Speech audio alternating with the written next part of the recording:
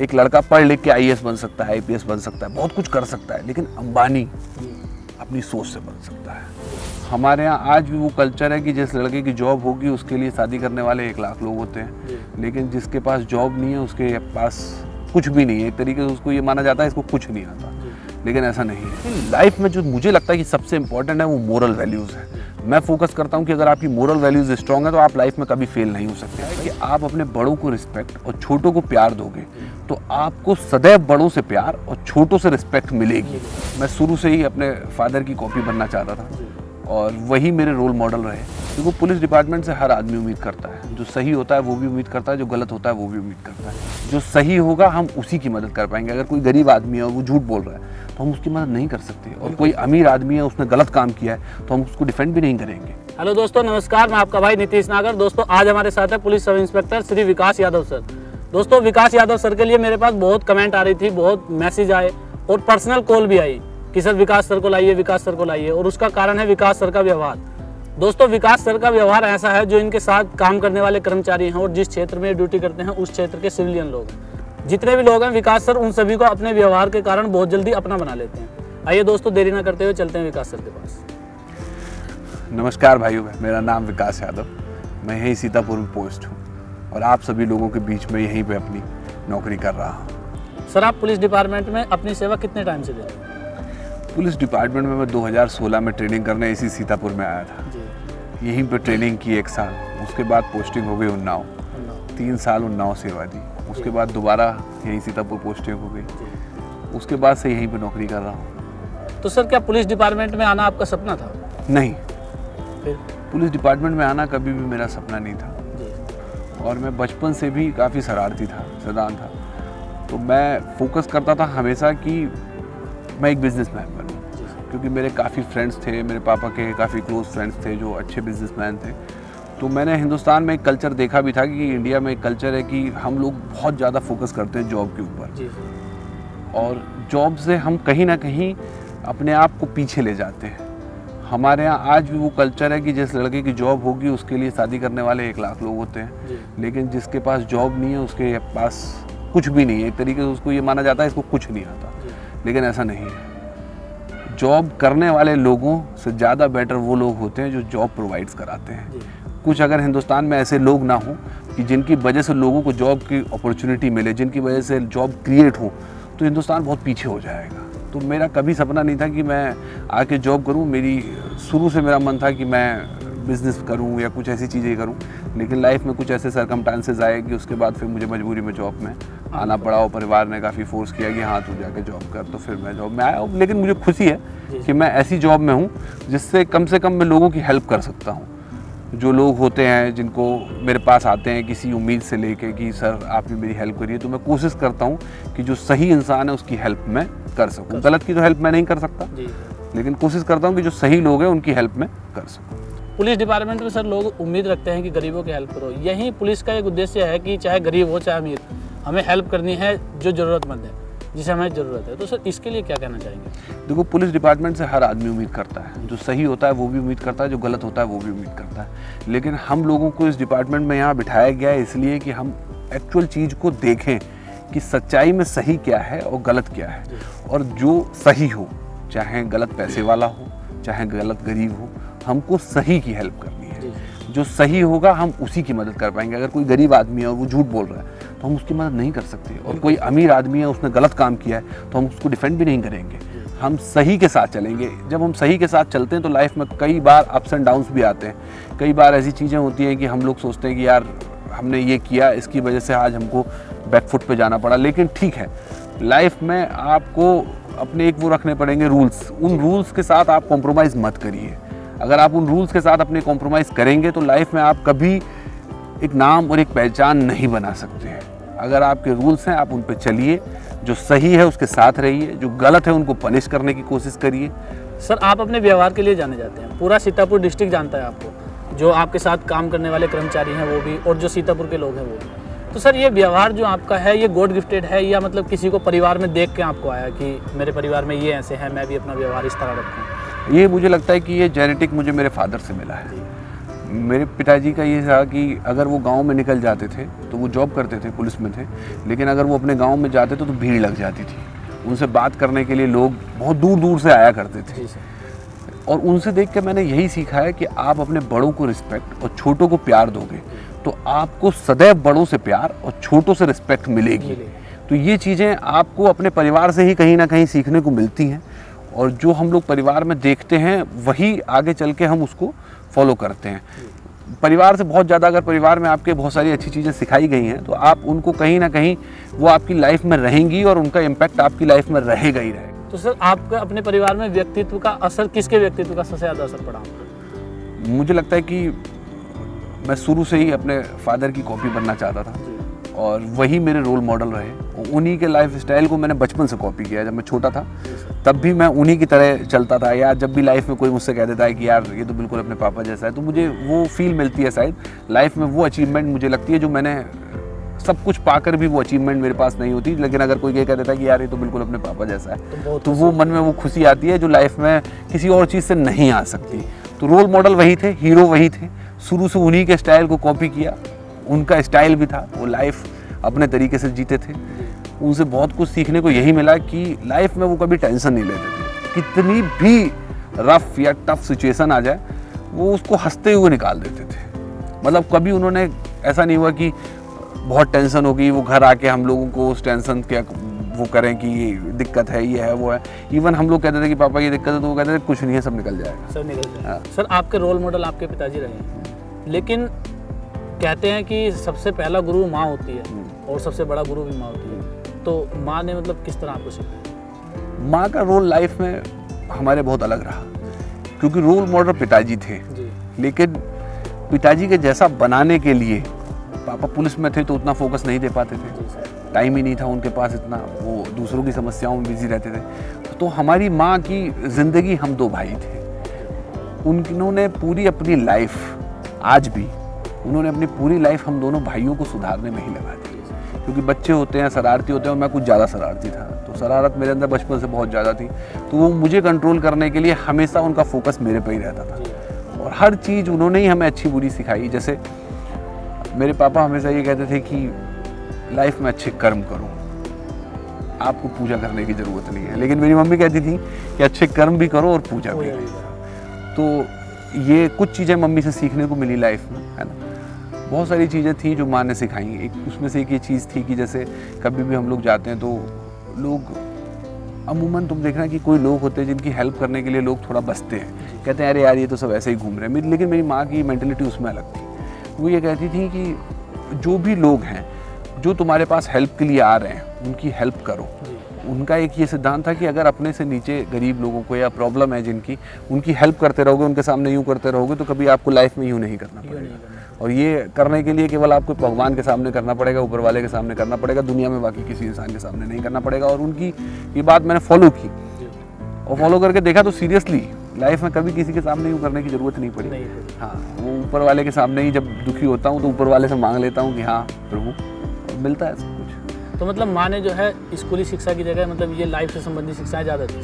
हाँ, sine theta cos theta पढ़ाया गया। तुम्हारी लाइफ में कहाँ साइन थीटा कॉस थीटा का यूज़ है? कहीं है? नहीं है। मोरल वैल्यूज़ जो सबसे इम्पॉर्टेंट हैं वो कहीं सिखाई नहीं जाती। हमको बता दिया जाता है मैथ्स पढ़ो, साइंस पढ़ो, दौड़ते रहो उनके पीछे, फर्स्ट आ जाओ, सेकंड आ जाओ, टॉप कर जाओ। लेकिन लाइफ में जो मुझे लगता है कि सबसे इम्पॉर्टेंट है वो मोरल वैल्यूज़ है। मैं फोकस करता हूँ कि अगर आपकी मोरल वैल्यूज़ स्ट्रॉन्ग है तो आप लाइफ में कभी फेल नहीं हो सकते। रही बात पढ़ाई की, एजुकेशन इंपॉर्टेंट है और एजुकेशन करनी चाहिए, लेकिन एजुकेशन के लिए कभी भेड़ चाल नहीं होना चाहिए कि ये करना है, ये करना है, ये करना है। अगर इस देश का इतिहास उठा के देखोगे, मैं कह रहा हूँ पूरे वर्ल्ड का इतिहास उठा के देखोगे, तो इस देश पे और दुनिया पे राज उन्हीं लोगों ने किया है जो कॉलेज में बैक बेंचर्स होते थे। तो बैक बेंचर्स पढ़ने में उतने तेज नहीं होते, लेकिन माइंड उनका बहुत क्रिएटिव होता है। तो क्रिएटिविटी कभी भी आप किताब में नंबर आने से क्रिएटिविटी को जज नहीं कर सकते। हाँ ठीक है, एक लड़का पढ़ लिख के IAS बन सकता है, IPS बन सकता है, बहुत कुछ कर सकता है, लेकिन अंबानी अपनी सोच से बन सकता है। सर आपके व्यवहार को देखकर लगता है कि कभी आप डिमोटिवेट नहीं हुए होंगे या कभी डिमोटिवेशन का सामना नहीं किया होगा। फिर मैं पूछना चाहता हूँ, कभी ऐसा स्थिति सर सामने आई कि डिमोटिवेशन का सामना करना पड़ा हो? हाँ आई। मुझे लगता है कि मैं अपनी लाइफ बिल्कुल राजाओं की तरह जीता था। और राजाओं की तरह जीने का एक रीज़न ये था कि मेरे फादर हमेशा मेरी बैकिंग रहते थे और लाइफ में उन्होंने मुझे हमेशा सपोर्ट किया। इवन कोई भी चीज़ होती थी तो वो मुझसे ये कहते थे कि करो, लेकिन पॉइंट टू पॉइंट मुझे बताते रहना कि तुम क्या कर रहे हो। अगर मैंने पिताजी से कभी 10,000 रुपये मांगे तो उन्होंने मुझे 15 देने की कोशिश की, इसलिए कि मेरे बच्चे की जो एक समाज में एक मेंटल स्टेटस है वो वीक ना हो कि मेरे पापा के पास पैसे नहीं है या मेरे पास पैसे नहीं है, उसके अंदर कभी हीन भावना ना है। तो उन्होंने हमेशा मुझे ज़्यादा पैसे देने की कोशिश की, लेकिन उसके साथ उन्होंने एक कंडीशन लगाई कि इसमें जो जो पैसा जहाँ जहाँ खर्च करोगे उसका पूरी डिटेल मुझे दोगे, ठीक है। तो लाइफ में कभी मुझे लगा नहीं कि मैं डिमोटिवेट हो सकता हूँ। हमेशा लाइफ को टेंशन में, बता नहीं रहा पिताजी की तरह, लाइफ को टेंशन में, मैं टेंशन को हमेशा हवा में उड़ाता चला गया लाइफ। लेकिन जिस दिन पिताजी छोड़ के गए उस दिन मैंने देखा इस दुनिया का असली रूप क्या है। जो लोग हमारे साथ हंसते थे, खेलते थे, वही लोग हमारे बारे में अलग अलग तरीके से बातें करते थे, अलग अलग तरीके से। तो मैं उस टाइम थोड़ा डिमोटिवेट हुआ था, क्योंकि जिनको मैं अपना समझता था वो अपने ही कहीं शायद हमारे साथ नहीं थे और अपने नहीं थे। और मुझे लगता है कि एक टफ टाइम होता है जिसमें आपको रियल में ये महसूस होता है कि आपके अपने कौन हैं। तो बहुत कम लोग होते हैं जो आपके अपने उस टाइम पे आते हैं। मेरी लाइफ में भी कुछ लोग आए जो मेरे अपने हुए, जो मेरे अपने थे, जिन्होंने स्टैंड लिया मेरे लिए, हर मेरे बुरे और अच्छे काम में मुझे साथ दिया, मोटिवेट किया, और उनके वजह से आज लाइफ में मैं यहाँ तक हूँ। सर उस टाइम पिताजी के चले जाने के बाद बहुत दुख की घड़ी रही होगी, उसके बाद किसने ऐसे साथ दिया और किन ने आपको रास्ता दिखाया? मुझे लगता है कि सबसे पहले तो मेरी माँ, जिसने हमेशा मुझे सपोर्ट किया, मेरे हर अच्छे बुरे काम में मेरे साथ खड़ी रही। और उसके बाद मुझे अगर मैं दुनिया में दूसरा नाम किसी का लूँगा माँ और भाई के अलावा, तो वो मेरे चाचा। मेरे चाचा ने आँख बंद करके मुझे सपोर्ट किया। लाइफ में कभी ऐसे मौके आए जब मैंने बहुत गलत काम किए, मुझे लगा कि, और देखो इंसान से ही गलतियाँ होती हैं यार, इंसान है ना, तो उसका काम है गलतियाँ करना, लेकिन उन गलतियों से हमको सीखना चाहिए। तो मैंने लाइफ में बहुत गलतियाँ की, जिनके लिए मुझे लगता भी है कि यार मेरे से ये कैसे हो गया, लेकिन वो इनमैच्योर होता है आदमी, लाइफ में सीखता है धीरे धीरे, तो वो गलतियाँ करके ही सीखता है। लेकिन मेरे चाचा ने कभी मेरा साथ नहीं छोड़ा, मेरा हाथ हमेशा पकड़ के रखा।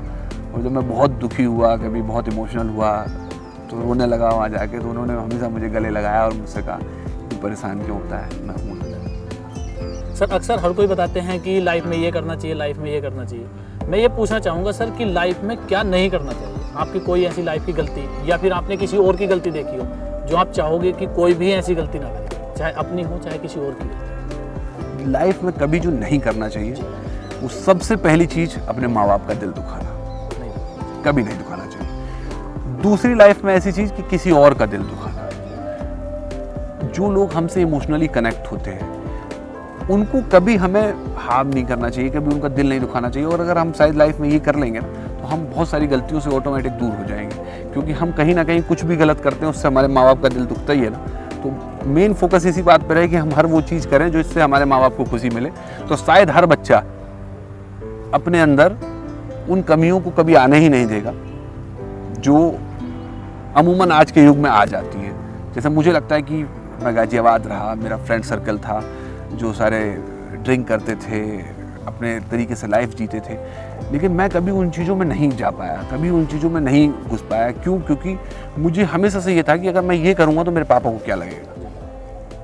तो मुझे लगता है कि एक इम्पॉर्टेंट चीज़ यही है कि हमें अपने माँ बाप का दिल कभी नहीं दुखाना चाहिए।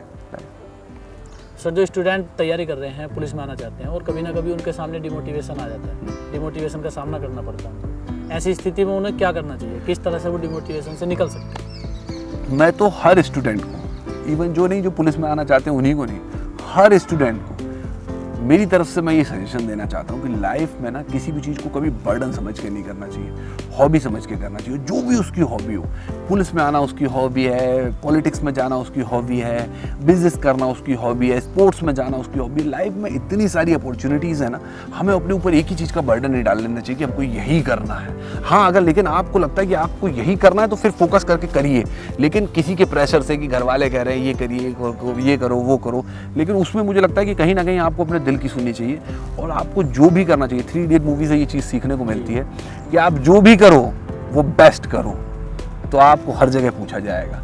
लेकिन आप एक रेस में लग गए और आप उस चीज़ के लायक थे ही नहीं जो आप मजबूरी में कर रहे हैं, तो आप कभी अपनी एक इमेज नहीं बना पाओगे लाइफ में, कभी वो जगह हासिल नहीं कर पाओगे जिस जगह के आप हकदार थे। सर आज आप यहाँ हैं, सब इंस्पेक्टर पद पे हैं, ये लाखों युवाओं का सपना है, तो यहाँ आके मतलब आप कैसा महसूस करते हो, कैसा मतलब गर्व महसूस करते हो? अच्छा महसूस करता हूँ। मेरे फादर भी इसी पोस्ट पे थे, उन्होंने भी काम किया और लोग हज़ारों लाखों लोगों के लिए काम किया, और मैं भी कोशिश करता हूँ कि मैं भी लोगों के लिए काम करूँ। मुझे लाइफ में एक चीज़ हमेशा अपने पापा की याद आ जाती है कि वो कहते थे कि एक लड़का, जब मैं बहुत शैतान था, बहुत शैतानियाँ करता था, तो मम्मी कहती थी कि आप इसे कुछ कहते क्यों नहीं हो, ये बिगड़ जाएगा।